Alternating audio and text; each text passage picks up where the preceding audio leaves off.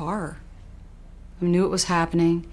There were reports of it on television, but TV stations weren't showing bodies falling from the tower. My mind right away went to, are we going to print this?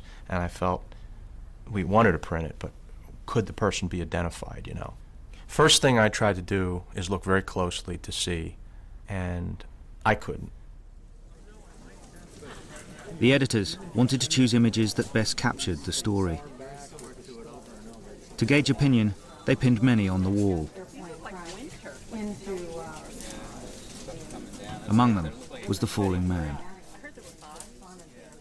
I felt like I was punched in the stomach. You know, it was such a strong image. It was hard to look at. You feel like it's a private moment. You feels almost obscene looking at this. You feel like you're taking away the person's humanity a little bit. I said I had the same reaction to the Eddie Adams photo where the South Vietnamese police chief stepped up to the Viet Cong prisoner, put the pistol to his head and shot him in the temple. It's just the last moment of a person's life. Naomi's reaction was, exactly, it is just like that Eddie Adams photo, and that's a Pulitzer Prize winning photo, and that's exactly why we should run it. At the afternoon news meeting, as the staff tried to absorb the day's events, the editor canvassed opinion. By the time we got to the news meeting, I recall there were probably a few voices were concerned. We'd still discuss the concern. Naomi was very passionate about the photo. She believed there are photos in history that are flashpoints that really kind of get at the truth. I mean, they're hard to look at, but there are certain photos that just tell the story. And in this case, it got to the humanity in a way that other photos, even that might be more graphic, would not. This particular photo that separated it from all the other photos was the quietness and the body position. I saw grace. I saw a stillness, even though I know that he was falling. I saw a quietness in that, as opposed to a loud, horrible, burning death. The Morning Call decided to publish the Drew image, putting it on the back page of the first section. It carried the photo larger than any newspaper in the country. You know, you have to know, going into this, that you're going to get reader response, and it's going to be heavy and it's going to be angry. And a lot of it can be misdirected anger, but we get it.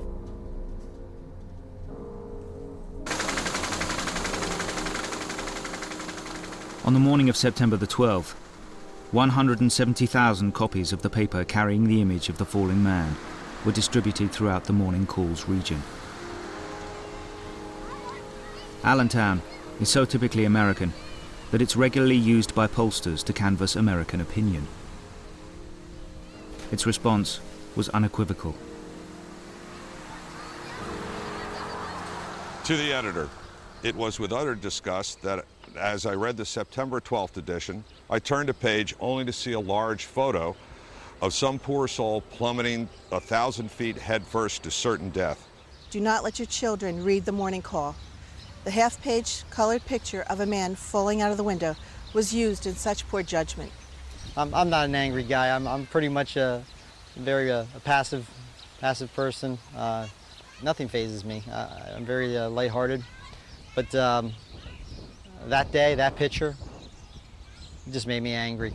We had more response on this photo than I believe we've ever seen on any photo published, and a passionate response, and that's saying a lot. Never really seen something like that. Many people just didn't want to look at it, and they were angry. You knew that a few seconds earlier that person had to make a decision. They were executed, but they had the choice in the manner of how they were going to die. They were either going to fall to their death or they're going to be burned alive in the building. There was no third choice. And when you saw that photograph, you immediately knew that this person had thought those thoughts, had made his decision, and acted on it. We had to capture the enormity of this event. There had never been anything like it prior, and the images were absolutely critical. I really think it did cause anybody who looked at that photo to think about that. What would I do?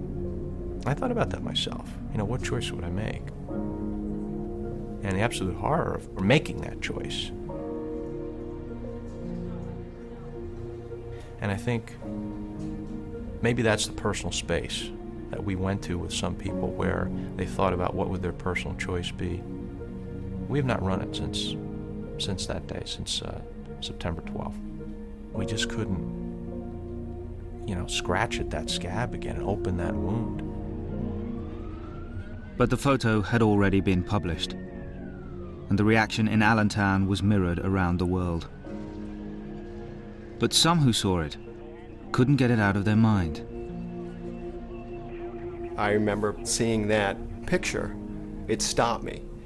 There was something that was every day about the person who was in it. He looked like any guy who you see in the city, and yet there was something, forever remote about him. I mean, how could you ever possibly get to that experience? He seems almost perfectly composed. This is impossible. This picture, it should be, and it will go everywhere. I never saw that picture again.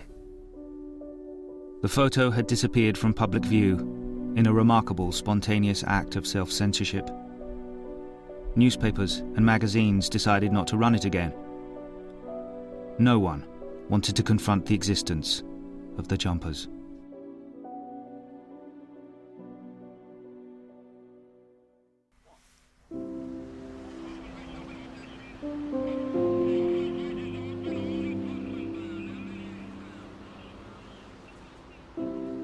In the days following September the 11th, there was a desperate search for survivors. 10,000 were feared dead or missing under the rubble. Firefighters worked tirelessly around the clock, hunting for any sign of life.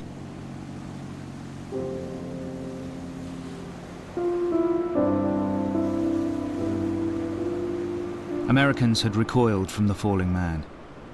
But now, pictures of the rescuers was something the nation could celebrate and rally around.